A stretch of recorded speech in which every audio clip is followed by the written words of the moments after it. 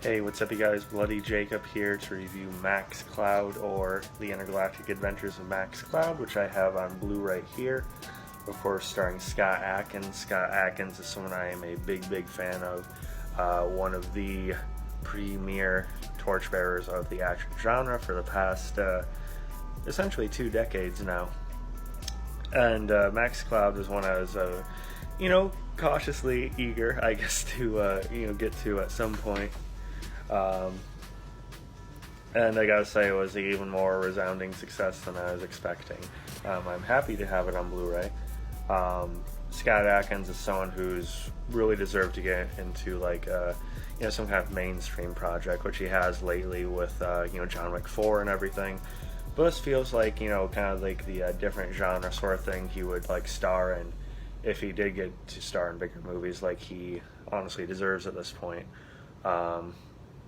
And this is sort of doing the Jumanji thing, combining something like Jumanji with something like, I don't know, Zap Brannigan from Futurama, which I absolutely love because I love Futurama.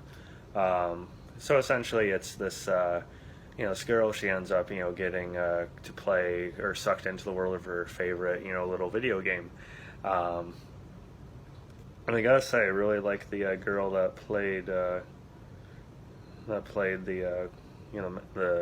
little girl I was speaking of, and excuse the voice crack there.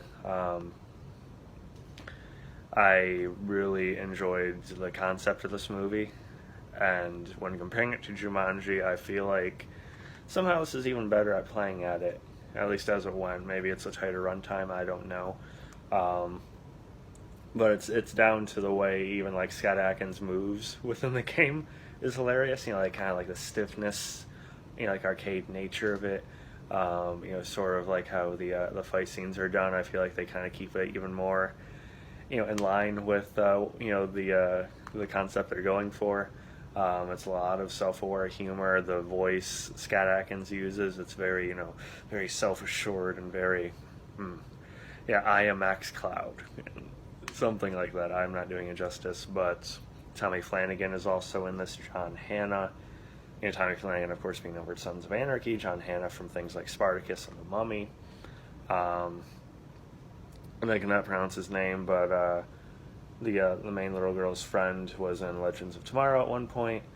And the one little gripe I have is I wish they sort of do it where the friend is controlling her as this sort of sidekick, Jake, to Scott Adkins' character Max Cloud in the game, and you just hear her voice giving him directions and trying to talk to him and everything, but you don't see her for the majority of the movie once the premise really kicks off.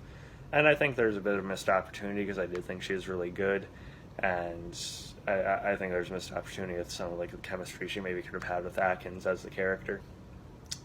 But nonetheless, this is successful. I got a little more invested than I thought.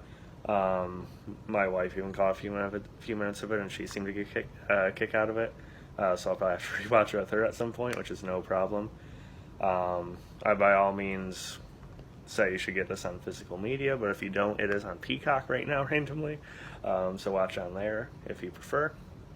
But yeah, really enjoyed Max Cloud. I was not expecting it to be as well put together as it was. Even visually, it has some eye-popping, decent-looking CG, and just the color palette of it. It's it kind of helps keep your attention, I guess. Ooh, pretty colors, that sort of thing. Not really, but I just admired it. It was more visually interesting than I expected. But yeah, actually really enjoyed Max Cloud. On the right day, it could probably be in my top 5 of Scott Adkins, but usually at least top 10. Let me know what you guys thought, and peace.